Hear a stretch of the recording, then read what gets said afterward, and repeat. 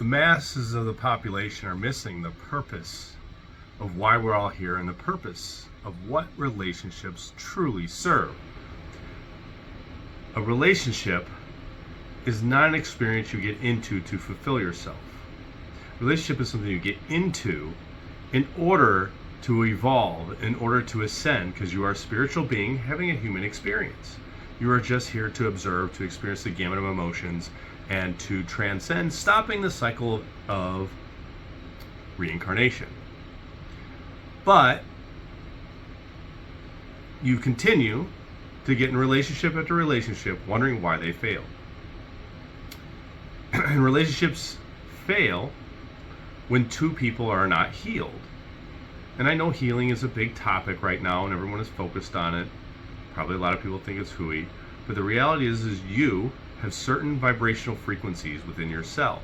And my cells can't live in your body, and your cells can't live in mine. You have a vibrational frequency to that. And as your cell is vibrating based upon your subconscious mind's beliefs that have been programmed in there, that you're allowed to be programmed in there, are forming your reality of the world. So when you meet another mate, they are on a frequency or a vibration that has a lesson in it for you. And you refuse to acknowledge the lesson that's there and the thing that within you that needs to heal. So you continue to wonder why relationships continue to fail. But again, we go back to the fact that it's you as a common denominator that's getting into these relationships. And while there is something to learn from the relationship, there's something to also learn in solitude and being alone and being comfortable in that. And life is always teaching us. And whenever the student is ready, the master appears. And that means the lessons show up. And there's a story about Buddha. And the Buddha originally wanted to achieve enlightenment, and so he attempted to do feats of amazing strength and feats of amazing ability to suffer through pain. And then he realized that that was not the way to enlightenment. So he continued to move on, and he got into meditation, and through meditation he decided, this is my way to break the cycle of reincarnation, because we're all spiritual beings just having this human experience, and he wanted to break the cycle of reincarnation. And the soul's all about refinement. So he decided to disappear into the wilderness. And what he decided, and it came to the fruition upon it through all his meditations for disappearing for months at a time, while everybody begged him not to leave because he had a kingdom to look after and he had a family to look after, is I never had to leave. The fastest way to enlightenment is to surround myself and society with all the triggers and learn lessons and not be triggered understanding why things happen, because forgiveness of others is not about approving of their behavior and accepting their behavior. It's about understanding why that behavior happens. And through that understanding, you can't take fault of the individual for their bad programming. Doesn't mean you have to surround yourself with them and put yourselves in situations that are harmful to you, but it does mean that there was a vibrational frequency that you attracted, and there was a reason why you were in that situation. Because again, my cells can't live in your body because they don't have a vibrational match, and your cells can't live in mine. It goes both ways. You're unique. Your soul is unique. And we are here to ascend. So instead of looking at these relationships as failed experiences, what is your frequency of your cells through your thoughts and beliefs that have been programmed in the mind this life and past life and epigenetically that are attracting in these experiences that are causing you to store trauma and continue to recirculate through the karmic cycles and tower moments in your life over and over and over? Because as you change the way you view the world you view changes. You experience it in a different way. And it's through perception. You cannot change the experiences, but you can change your perception to understanding. And as you become more enlightened, you no longer have the need to want to be in a relationship anymore. You don't care. There's nothing in it for you. And it doesn't mean disappear from society, it just means you're not triggered by everybody else. You don't have the same attraction. You don't find people. You're not looking outside of yourself in someone else to make yourself happy. And it's a constant pleasure seeking and happiness that you desire, acting like a barn animal, wanting to continue to mate over and over and over, unconsciously, not knowing why you're in the relationship, just knowing that you have a primal urge that's getting you into that shit that you start to think, wow, everyone's a jerk, everyone's a cheater, everyone's a liar, right? But if you make those statements, they are true. That is why relationships continue to recycle and you continue to attract the same type of partner in your life. A lot of men and women attract their mother or their father as a mate. And they're like, I don't know. Oh my God, I married my father. Oh my God, I married my mom. Right? And so people are trying to heal on an unconscious level, creating relationships in their life that mimic their childhood to resolve their issues at that time. So you have to go backwards and look at not just the relationship, but the previous relationships. And those past relationships are a key the universe is giving you in order to transcend. And you don't have to do it. You can continue to live in a derp state and ignore it and continue to experience the world in the painful way that you have been. Or you can take radical responsibility for the relationships that you've attracted in your life and discover the meaning behind them. If you don't do it, you're going to continue on that roller coaster of ups and downs and seeking pleasure outside of you and always having promiscuous sex, looking for the next thing that's going to give you that dopamine rush and looking for a partner that's going to fulfill your financial needs or fulfill whatever voids in your life that you currently want to have right now. So basically you're pleasure seeking, looking for the thing that you're missing within yourself that you could obtain yourself, but you choose to think that you can't because of low self-esteem that's been there. It goes back to the quote by Marianne Williamson, there's nothing enlightening about shrinking so that other people feel secure around you. You were born to manifest the glory of God. It is not just in some of us, it's in all of us. And as you let your own light shine, you unconsciously give other people permission to do the same. There's great power within your cells that warp the time-space continuum, attracting your experiences. But instead of judging the experiences and living in the I am moment instead of it is, you're trying to look in that experience of being in the I, or not I am, but the it is, you are judging it. And you need to be in the I am where you're just the observer, realizing that you created that event.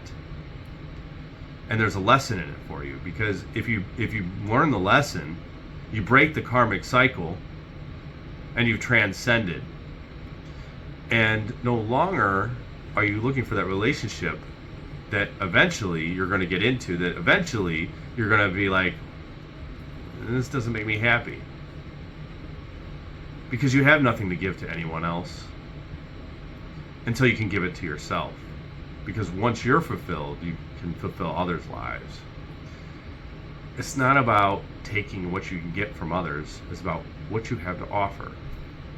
And if two people have so much to offer, they have a lot of love to give. You can't give from an empty ship is an empty ship. And you wonder why the experiences that you're having are with I don't like to call people low lives, but people who lack integrity. People who have voids themselves. If you want an evolved relationship, you need to evolve yourself. Be that you wish to attract. So whatever it is you want to have in your life, become that. And then you'll attract it.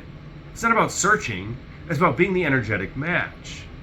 But the funny thing is once you become the thing that you wish to attract, you don't even want the thing that you wanted to attract in the first place. It all just, the paradigm shifts and it's like, boom, the epiphany opens up. And you don't care anymore about the outcome of being in the relationship. And it goes the same thing with everything in your life. and the 3 things that everybody wants: money, love, and health. All those factors show up when you become that. So whatever it is that you want in your life, you have to become that thing, and you have to sit there and meditate on, what do I want to become? Who do I want to be? You know, look at successful people. How do they act? I'm not saying emulate somebody else and be somebody else, but like, what behaviors do they possess? They're usually going to have confidence. They're usually going to have self-love. They're usually going to have boundaries. You have to pay attention, not to what everyone else is doing, but be that you wish to attract. Ignore the outside world. You want to be that of the world, but not in the world. So you exist in the world, but you don't become what everything is around you and what you're seeing, because that is the path to suffering. It's the keeping up with the Joneses. It's the having to have the perfect marriage. It's the I have to have. And then when they even ever get it, because they have exact resistance to that energetic frequency of I need and I want, if they ever do achieve that, it's short-lived. To teach a lesson, it falls away. And the goal is to live in joy, but not to live in joy that hurts other people, not to live in joy that, it's funny how joy actually works. People think, oh, I just want to be happy. I need to do things that make me happy. And they're running around finding the things that make them happy. And they're disregarding responsibilities, so that doesn't make them happy. Well, it doesn't work that way, right? I mean, yeah, we live in a modern culture now, and there's more enjoyment than ever because there's modern conveniences of grocery stores.